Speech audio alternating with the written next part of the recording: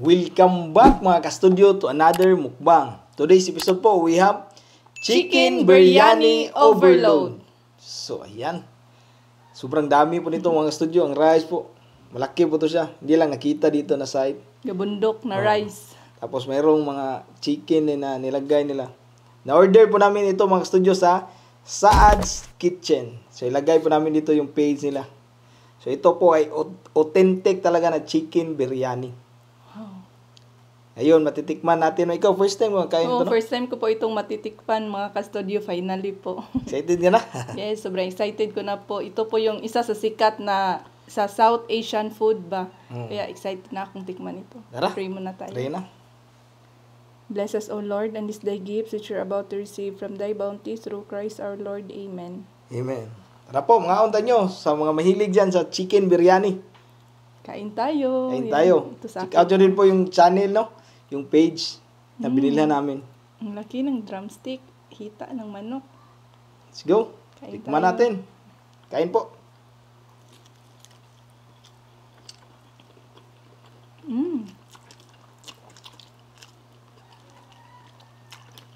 Ang sarap. Ang sarap pala pa, no? Malasang yung chicken.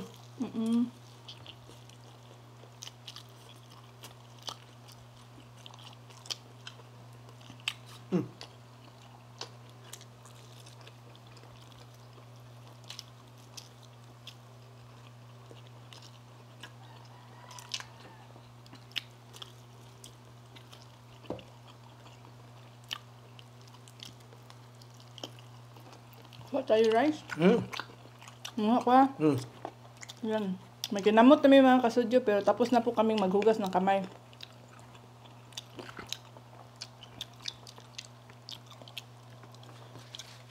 Namut rami kay. Sila ni magkinamot asad. Mm-hmm. Nagkakamay din sila kapag kumakain ito ba. Yan po yung mga Indians.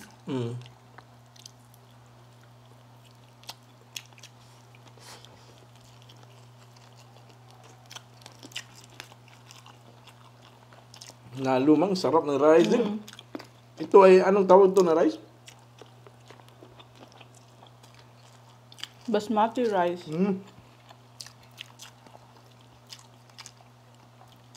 Kahit walang chicken ba? Rice lang, pwede nang iulam to. Sarap po, no? Yung grain niya is long ba, matataas pa, no? Hindi tulad nung normal na kinakain natin na rice. Tsaka ito yung murag, anong tawag yan? Buhaghag sa Bisaya. Parang hindi nagdidikit, mahalos.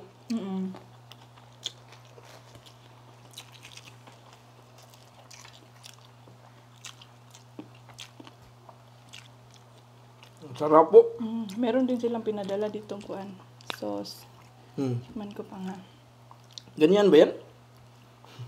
Hindi ko alam pero itry ko. Oh no! Sarap? Masarap pang, pero mas maganda yata pang ilagay siya sa kanin.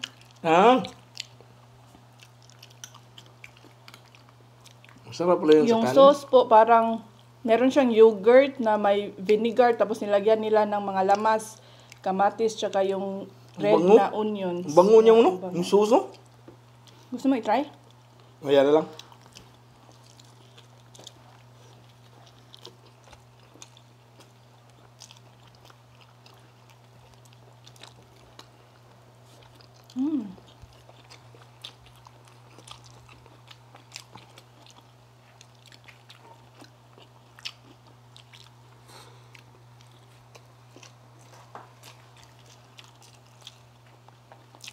Madami ito sa rice ito.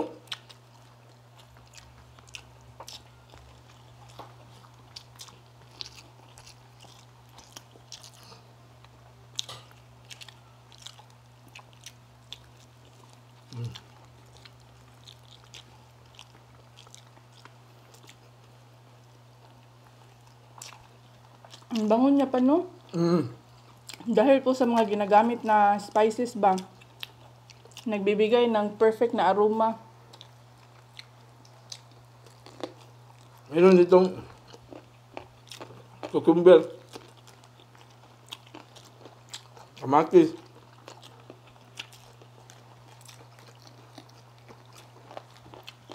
Kung hindi nakunan rice mo, ang dami. Ang dami pala pang. Overload talaga to. Meron din pong mga veggies. Merong cucumber, tomato, ano to ba? Carrots. Tsaka nilagyan din po ng egg. Perfect talaga itong kuan. Chicken biryani nila.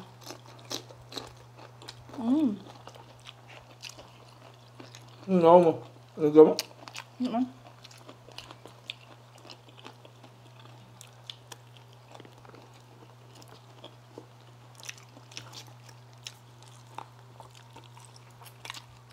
Tsaka yung chicken nila, big size yung nilagay talaga. Ang laki ba?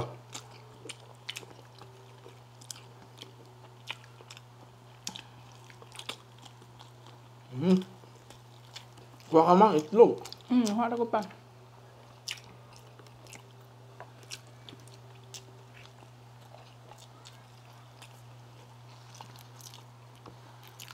Kuha po. Ang cute ng egg.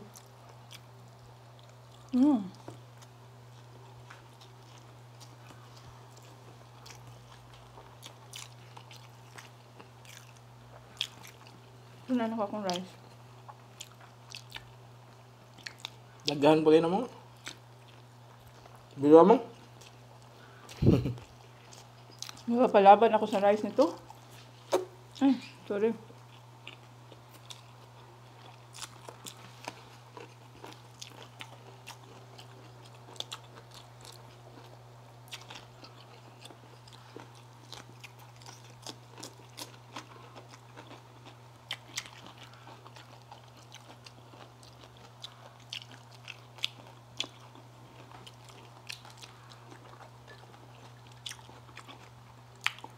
Masarap din yung sauce, no?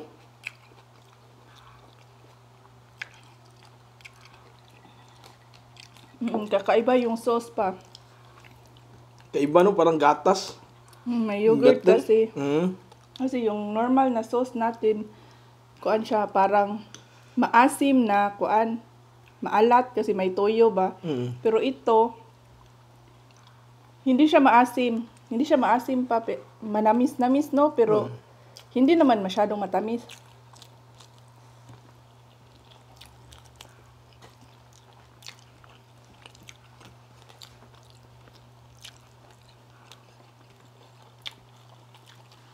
Ano siya? Nag-enjoy ka ba sa chicken biryani? Nag-enjoy po ako sa first time. Kahit First first time. time ko kumain ba. Ang masasabi ko lang po, kahit madami pong spices na nilagay ba, hindi po siya yung fragrance niya ba, hindi annoying sa nose. Mild fragrance lang po kahit madaming kuan. Saka healthy to yung kuha nila mo. Ang pagkain, no? Kasi sobrang daming spices. Saka meron mga veggies. Dito lang talaga sa kuan, sa rice pa kasi more on kuan ito ba. Kalbo ba ito?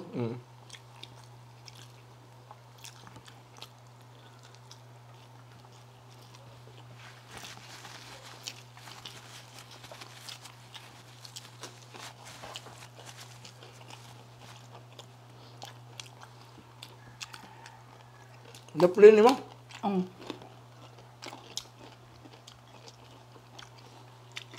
Grabe, ang dami talagang rice pa. Ubusin natin niya? Hindi ko alam.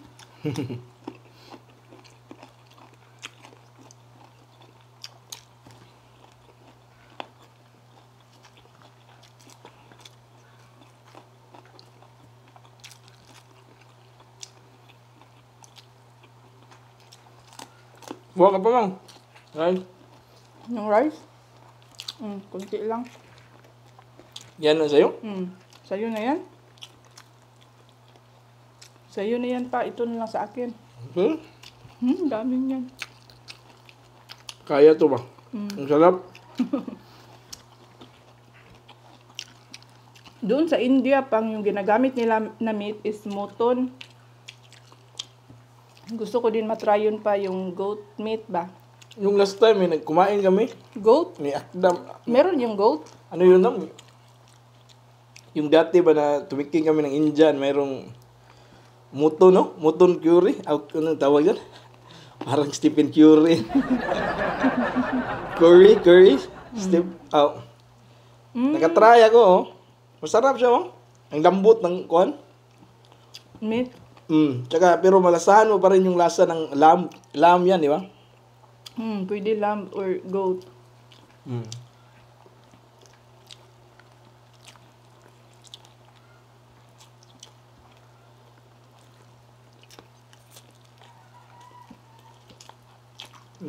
Bisaya talaga yung kuha namin.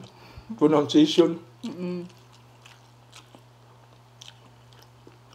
Kahit nagtatagalog.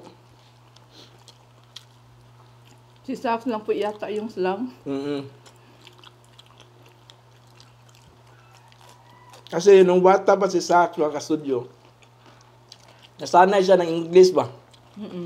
Yan, magaling siya mag-English. Mas magaling pa sa amin yun mag-English. Hindi niya marunong nung una mag-Bisaya. Halos puro English sinasabi ba? Ngayon, tinuturuan namin para naman marunong siya ng Bisaya at saka English. Nahirapan siya dati nung Bisaya. Lagi nagtatanong, ano ba yung meaning niya? Para hindi rin siya mailad. Bitaw paano yung Tagalog mailad? Hindi, maloko ba?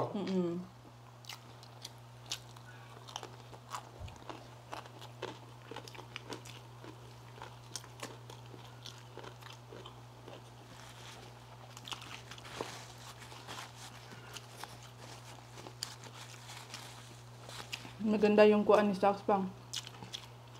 Pronunciation at saka intonation ba ng boses niya.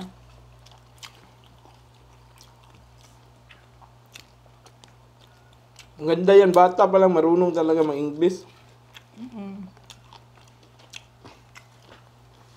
Egg pang. Kasi para sa akin kasi, kapag marunong kang mag-English, madami kang opportunity ba? Kahit nga yung iba na kuan ba, kanang gusto na magtrabaho agad, hindi pa nakapagtapos ng college, gusto nang magtrabaho sa call center, natatanggap ba? Kasi magaling talaga mag-English. So madaming opportunity ba? So dapat marami kang matutunan ng mga language, no? Tsaka kapag sanay ka sa English, bata pa lang, maganda yung intonation ba?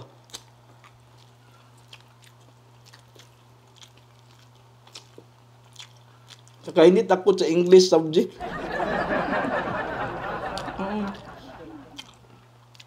Di ba? English, science.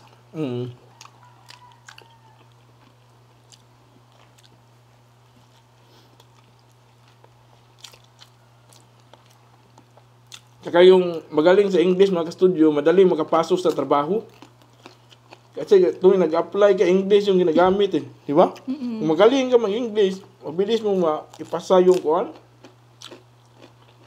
Interview mo ba? Kaya importante talaga sa yan.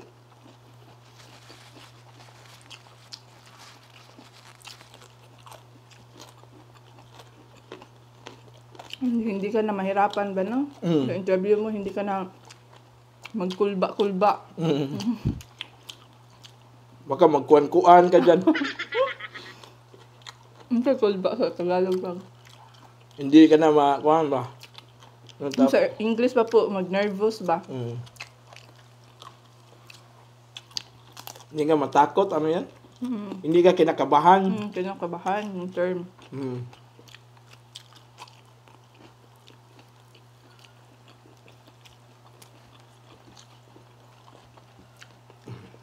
Sito. Meron kami ditong limonsito. Pahingi ako kunti pa, ha? Sige. Kuha ka lang. Right. May itlog ba?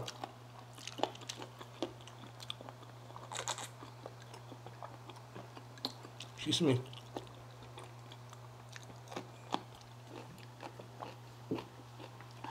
Sarap. Ako ano ni itlog. Hindi mo na. Thank you, Pam. Limpyo na, limpyo. Itong limpyuhan. Ang sarap mga studio. Nakita nyo naman, dami no. Naubos namin no. Opo. Paubos na. Pwede ka nang tumira sa India pa, kakain ka pala ng mga pagkain nila. Hindi ako namukma, hindi ako makatikim nito eh. Mga ganitong pagkain ba. Ihas kayo ba. Ano?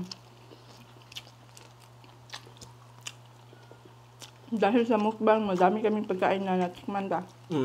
First time.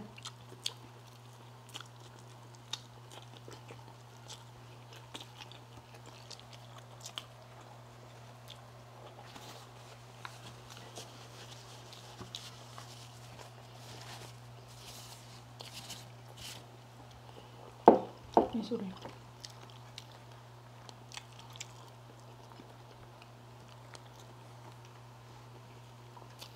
Simot na.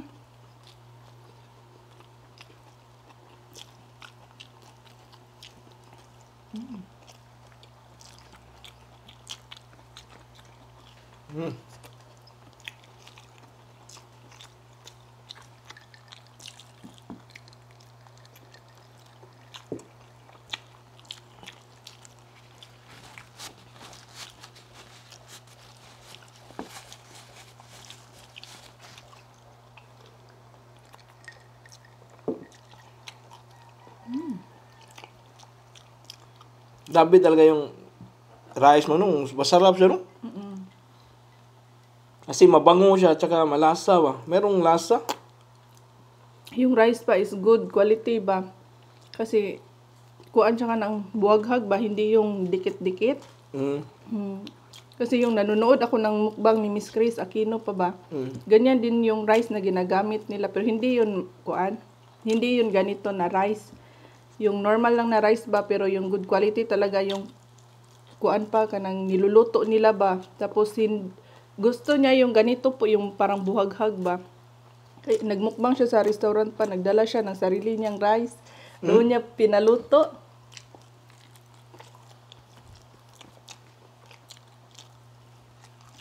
Gusto niya rin niya rice. Yung good quality.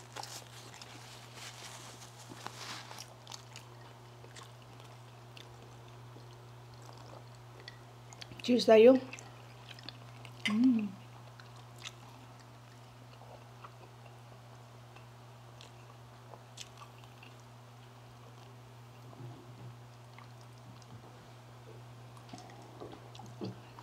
Grabe, sobrang busog ko pang. Thank you, Lord. Shout out po muna kami. Shout out John Mar sa Candal, Marisa de Inchoste from Lantrof, California, Patricia Imas, Shikina Faith Canico, Des Umbay, Christian Mabali from Merida, Leyte, Roches Ramos Pugoy from Dapitan, Cordova. Uy, silingan, hello. Lingan. Yoria Eli from Tokyo, Japan. Stronger Cats Vasquez Gaspar. Meli Loxinger from California. Emma Minyosa Tinker. Magaya Andrili from Negros Oriental. Julian Marie Pacto. Mien Amador Canoy from Biliran Province. Jilin Lumpayaw de Guzman. Anthony Sarmiento. Moy Mix Vlog. My and Bal Show. King Jeff Blinds and Curtains from General Trias, Cavite. Shout out JP Chavaria, ang may-ari ng Rooster Shack. Hello po. So yun na po lahat mga students. Sana po nag-enjoy kayo sa kainan namin today po. Ano tawag? Chicken Biryani Overload. So hanggang dito lang po kami. Bye for now. Kita-kits po tayo sa susunod. Bye. Bye-bye.